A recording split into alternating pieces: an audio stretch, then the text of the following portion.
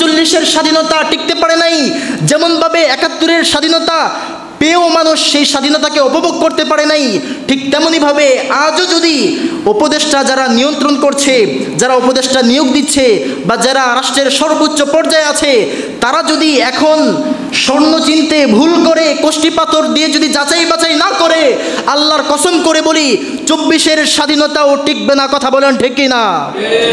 তখনও মানুষ আবার আফসোস করবে যে স্বাধীনতা পেয়েছি, এটা কেমন স্বাধীনতা? এক স্বৈরাচার গেল, নতুন করে আরেক স্বৈরাচার আমাদের মাথার ওপর চেপে বসলো। ঠিক কিনা বলেন? এটাই হচ্ছে আমাদের সমাজের মধ্যে। না হয় মোস্তফা সরোয়ার ফারুকী, সে কেমন করে সাংস্কৃতিক বিষয়ক মন্ত্রণালয়ের উপদেষ্টা তাকে বানানো হয়েছে। আশ্চর্য লাগে আমার কাছে, তার মধ্যে কি আছে? তার গিলু বলতে কিছু নাই। যে মানুষটা আলেমদেরকে বলে তেতুল হুজুর, কি হুজুর? তেতুল হুজুর বলে আলেমদেরকে, আলেম বিরোধী।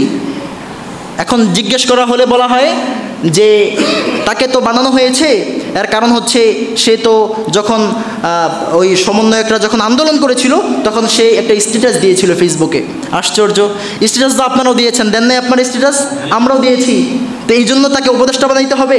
রাষ্ট্রের এত গুরুত্বপূর্ণ একটা পদে তাকে বসাইতে হবে? দ্বিতীয় কারণ কি তাকে উপদেষ্টা বানানোর? দ্বিতীয় কারণ হচ্ছে তার অনেক ফ্যান ফলোয়ার আছে, সে একটু ভাইরাল মানুষ, এই জন্য।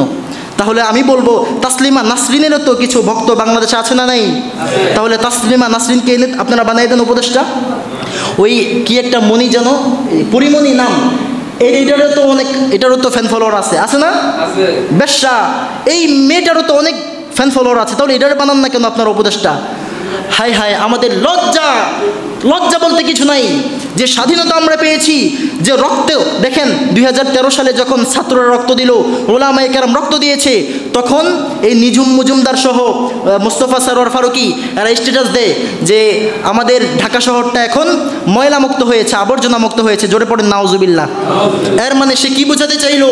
এর দ্বারা সে এটা বোঝাতে চেয়েছে যে ওলামায়ে কেরাম এটা ময়লা আবর্জনা, ওলামায়ে কেরামদেরকে, আলেমদেরকে সে ময়লা এবং আবর্জনার সাথে সাদৃশ্য করেছে। নাউজুবিল্লাহ পড়বেন না? আজকে ওলামায়ে কেরামদের সাথে সে এইরূপ আচরণ করতে পারে, তাহলে যদি আজকে নবী থাকতো, নবীর সঙ্গেও সে এরূপ আচরণ করতো। কথা বলেন ঠিক কিনা? কারণ ইন্নামা ইয়াখশাল্লাহা মিন ইবাদিহিল উলামা, আর হাদিসের মধ্যে আছে ওলামায়ে কেরাম হলো নবীদের ওয়ারিস। ওলামায়ে কেরাম নবীদের ওয়ারিস। ওলামায়ে কেরাম হচ্ছে দুনিয়ায় মানুষ যখন বিদায় হয়ে চলে যায় তখন তার সন্তানরা তার প্রতিনিধিত্ব করে, আর নবী নাই, নবীদের এই প্রতিনিধিত্ব করছেন ওলামায়ে কেরাম। আল্লাহু আকবার।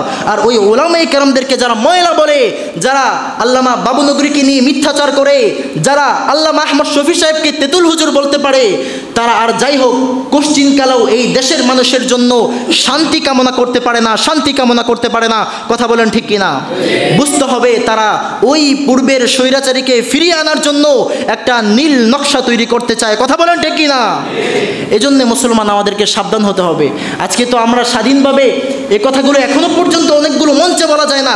আমি তো মনে করি এই যে এক একটা মঞ্চ, জুমার মঞ্চ, এই মঞ্চ বাংলাদেশে ২ লক্ষ মসজিদ যদি আমরা ধরি, ২ লক্ষ মসজিদ আছে, ২ লক্ষ মসজিদের মধ্যে মিনিমাম কয়েক কোটি মানুষ নামাজ আদায় করে।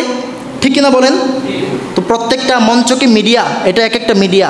এখান থেকে যদি প্রত্যেকটা খতিব সাহেবগণ সোচ্চার হয়ে যায়, তারা যদি শুধু 12 চাঁদের ফজিলত নিয়ে বসে না থাকে, সমসাময়িক বিষয়গুলো নিয়ে যদি তারা সিংহের মতো গর্জন দেয়, কোরআন ও হাদিসের কথাগুলোকে যদি বলিষ্ঠ কণ্ঠে তারা বলতে পারে, ওয়াল্লাহি বিল্লাহি তাল্লাহি, আল্লাহর কসম করে বলি, এই দেশের মধ্যে ইসলাম কায়েম হতে আর বেশি দেরি লাগবে, আর বেশি সময় লাগবে না। এই দেশের মধ্যে ইসলাম